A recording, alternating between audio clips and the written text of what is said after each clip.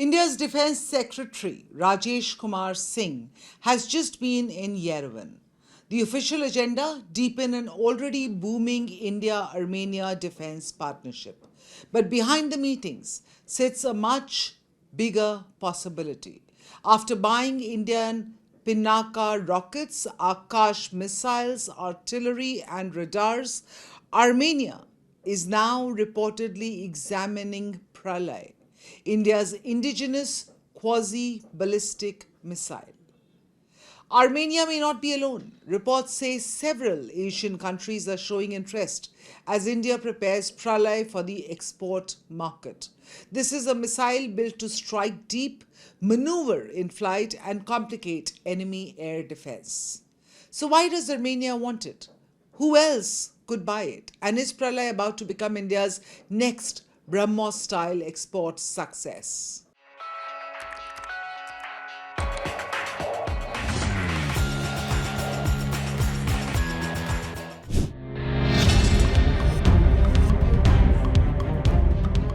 So what's Pralay? Pralay is a short-range quasi-ballistic missile built by DRDO with a range between 150 to 500 kilometers. What makes it dangerous is its flight profile. It can maneuver at high speed, fly low, dodge enemy air defense systems, making it extremely hard to intercept.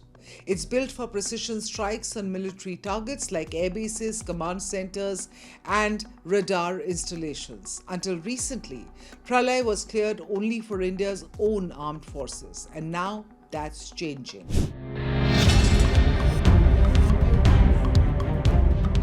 Because Pralay's standard range crosses 300 kilometers. Exporting it as is would violate the Missile Technology Control Regime, or MTCR, which is an international arrangement that restricts sales of missiles beyond that threshold to non-member countries. So DRDO is developing a capped export variant, limited to around 290 to 300 kilometers, specifically to stay within these rules while retaining the missile's core strike capability. DRDO has also been testing a twin launcher configuration, letting a single launch platform carry and fire two missiles, cutting down reload times significantly. Now, reports suggest that an Armenian delegation may have actually witnessed consecutive Pralay flight tests during an earlier visit to India, fueling speculation that this showcase was deliberate.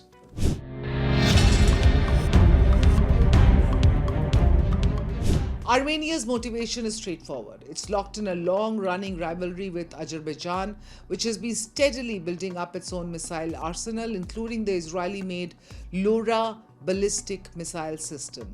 Armenia has already bought Indian Pinaka rocket launchers, Swathi radars, and Akash air defense systems.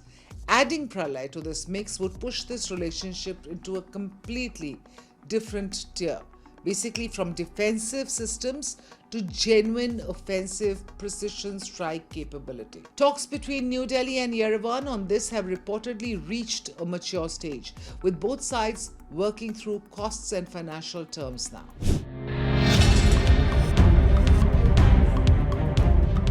And Armenia is not the only country interested in the Pralay. Reports indicate that the Philippines has also expressed interest in Pralay, building on its earlier BrahMos acquisition from India in 2022. This reflects a broader pattern. Once a country buys one Indian weapon system and it performs well, it tends to normally come back for more. Multiple Asian nations are now reportedly evaluating Pralay as a serious option for their own tactical missile requirements. This puts India in a position to establish an entirely new export category beyond BrahMos and Akash.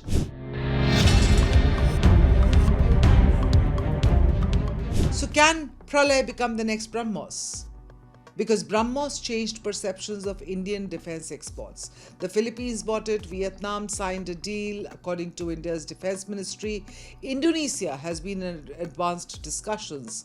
But BrahMos and Pralay serve different markets. We must remember that. BrahMos is a high-speed cruise missile. Pralay is a quasi-ballistic tactical strike weapon, and Pralay is indigenous. That will mean that every export dollar flows deeper into India's own defense industrial ecosystem.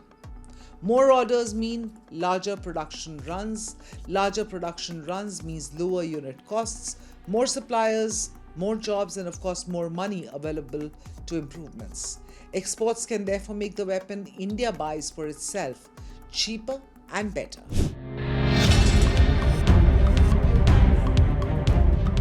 So if Pralay exports go through, this would mark a genuine milestone for India's defense industry, not just because it's a new weapon system reaching international buyers, but because of what kind of weapon it is. A precision offensive missile, not a defensive shield. That's a whole different meaningful shift in what India is willing to export and to whom.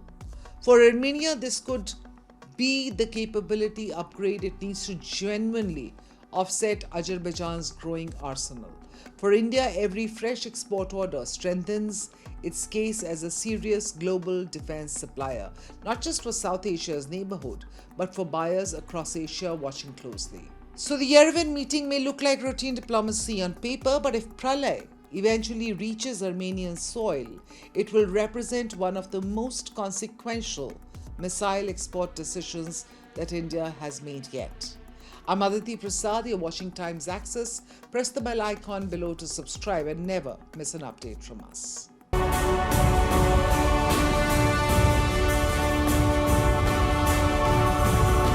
had a nuclear weapon. The old rules are breaking. Alliances are shifting. Apologize again to the victims of the paedophile Jeffrey Epstein. Wars are redrawing maps. Oil routes can shake economies overnight. One election in America can impact markets in Mumbai. No tax on tips. One move by China can alter the balance in Asia. One conflict in West Asia can hit every Indian household. This is no longer a distant story. This is our story. Your story.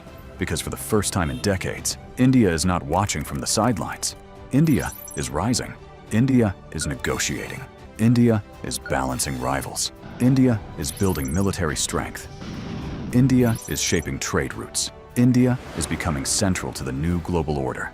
And yet, most global news is still told through someone else's lens. Washington's lens, Beijing's lens, London's lens. But where is India's lens? Where is the platform that explains the world from our perspective?